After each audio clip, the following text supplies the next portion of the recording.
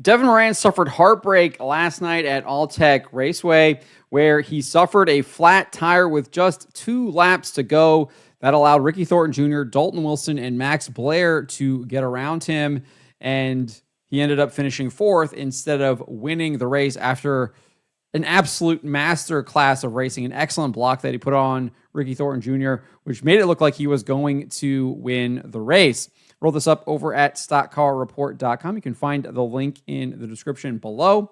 So Moran, as I said, shared his thoughts after he suffered a heartbreaking flat tire after a dominant performance with the Lucas Oil Late Model Dirt Series at All Tech Raceway. He set fast time during qualifying, won his heat race, and then led much of the race, albeit Shane Clanton, who would also suffer a flat tire later in the race, did take the lead from him on lap 13, but Moran would reclaim it just 5 laps later on lap 18. Here is some footage from the Pit Report podcast showing Shane Clanton going around Devin Moran.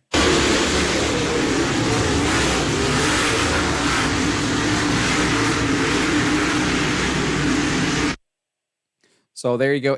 Ripping the lip there. Shane Clanton was around Devin Moran, taking that lead from him on lap 13, but Moran would get it back just 5 laps later after they worked through some lap traffic.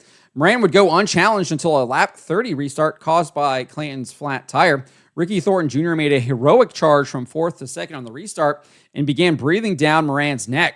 However, Moran expertly blocked Thornton as the two drove into turn 1 on lap 33. This was absolute excellent move by Moran. He was able to just kind of inch up the top of the track where Ricky Thornton Jr. was making a ton of speed. That took the air off of Thornton's car. He then got into the wall and lost a ton of time, and it didn't look like there was going to be enough laps for Ricky Thornton Jr.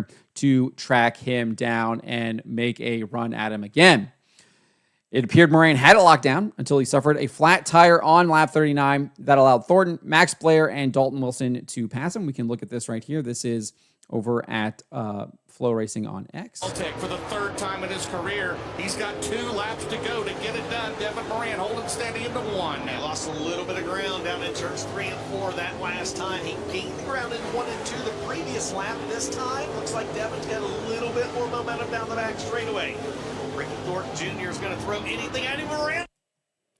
There it is right there. You saw him kind of wiggle and shake. That tire clearly went flat, and Ricky Thornton Jr. is going to zip on by, and he's going to bring Max Blair and Dalton Wilson with him right here. Turns 3 and 4. Ricky Thornton Jr. is there with 1 to go. There is performance, 1 lap to go. Thornton on the bottom. Thornton will throw it in there. Ricky Thornton Jr. takes the lead. So there is the pass for the lead there on, I guess it was on the last lap. I think he made the pass there on the last lap. Looked like he passed in there in turn 1. So Ricky Thornton goes on to win it. Max Blair, you can see he's already diving under Dalton Wilson there. He would eventually finish in 2nd. Dalton Wilson would settle for 3rd on the podium, and Moran, unfortunately, would fade to 4th. And so he spoke to DirtOnDirt.com's Michael Rigsby following the race, and Rigsby asked him, "It doesn't get much worse than that, does it?" And this is what Moran said. "No. Had the perfect night going. I was quick time, won the heat convincingly. And to be honest, I had a really bad right rear vibration the last probably 15 to 18 laps. That's about half the race. It was a 40-lap feature. About 5 or 6 laps before that caution, really, I was going super easy before that. I just got behind Garrett Alberson, and I felt it rubber, so I was just kind of riding. And then on the restart, it was definitely still there. So I don't know what happened. We'll just have to diagnose and look and see what was going on it. I was just cruising around as slow as possible," he reiterated. And then Chuck told me I had to go to the top of 1 and 2, and I just did. I assume Chuck is one of his crew guys, probably using the sticks out there and telling him to go up and block Ricky Thornton Jr. because Ricky Thornton Jr. was coming. He was coming on that top side. And as I said earlier, he made an excellent block to block Ricky Thornton Jr., took the air away from him. Really, Ricky did an excellent job saving that car. He did get into the wall, but didn't give up too much time, didn't even lose a spot, but was unable to make the pass there. And again, I don't think he had anything for Moran. Didn't have enough time to really mount another challenge if it was not for that flat tire. We just kind of saw that right there, the distance that Moran had on Ricky Thornton. Anyways, Moran goes on and says, "I'm not saying that's what caused it because it was going to happen regardless. Whatever the problem was, I just pushed it a little too hard and just couldn't make it quite to the end." So that is what Devin Moran had to say. If you want to watch the full interview, it is here in the article, which again, you can find in the the link to it in the description below if you want to watch it. It's also obviously over on Flow Racing's account on X, and they've also put it up on Facebook as well too. So that is what Devin Moran had to say.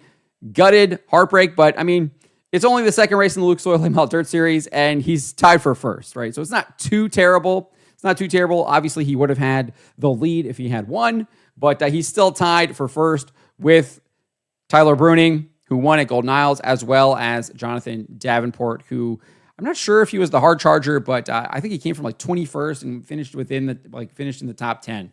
I'd have to go and look at my race pass to see exactly where he finished. I don't recall off the top of my head, but all three drivers have 430 points right now, and they are tied for first.